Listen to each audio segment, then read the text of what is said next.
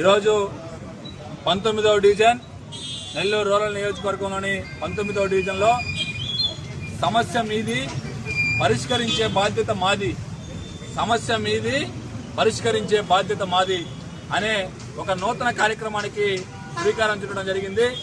Nellore rural శాసనసభ్యులు పెద్దలు hat trick MLA Kotamreddy Sridhar Reddy గారు మరియు తెలుగుదేశం పార్టీ రాష్ట్ర నాయకులు కోటంరెడ్డి గిరిధర్ రెడ్డి గారి సూచనల మేరకు ఈరోజు ఈ ప్రభుత్వం ఎన్డీఏ కూటమి ప్రభుత్వం వచ్చిన తర్వాత దాదాపు సంవత్సరం రోజులైంది. ఈ సంవత్సరం రోజులు రాష్ట్రం మొత్తం అభివృద్ధి పదంలో నడుస్తుంటే ఒక నెల్లూరు రూరల్లో 250 కోట్ల పైచిలుక అభివృద్ధి కార్యక్రమాలు జరిగితే దానిలో 19వ డివిజన్లో కేవలం ఒక 19వ డివిజన్లోనే అక్షరాల 6 కోట్ల రూపాయలు, అక్షరాల 6 కోట్ల రూపాయలతో 19వ డివిజన్ కూటమి ప్రభుత్వం వచ్చిన తర్వాత అభివృద్ధి పదంలో ముందుకు సాగుతా ఉంది. ఈరోజు నెల్లూరు రూరల్ నియోజకవర్గంలో 19వ డివిజన్ ఒక తలమానికంగా ఉన్నటువంటి డివిజన్ గా తయారు చేసి ఇక్కడ రోడ్లు, ట్రైన్లు, పార్కులు, అదేవిధంగా ఏ సమస్య ఉన్నా కూడా వాటిలన్నింటినీ కూడా ఇప్పటికే దాదాపు 6 కోట్ల రూపాయలతో అభివృద్ధి పనులు చేయడం జరిగింది.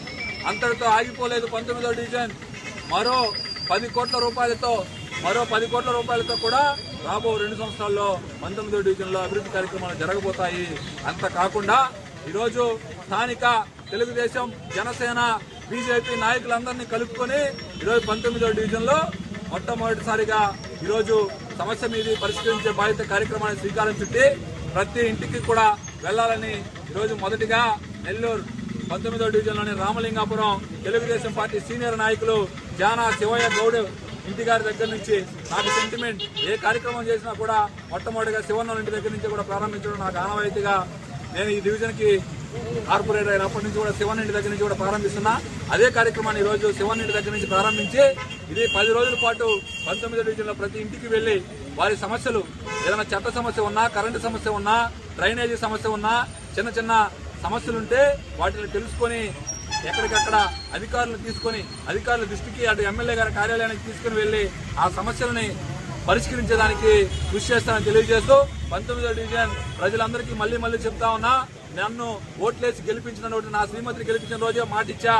ఈ డివిజన్ ప్రజలు నా జీవితంలో నన్ను కన్న తల్లిదండ్రుల తర్వాత నేను మర్చిపోలేనిది ఎవరైనా ఉన్నారు అంటే అది 19వ డివిజన్ ప్రజలే.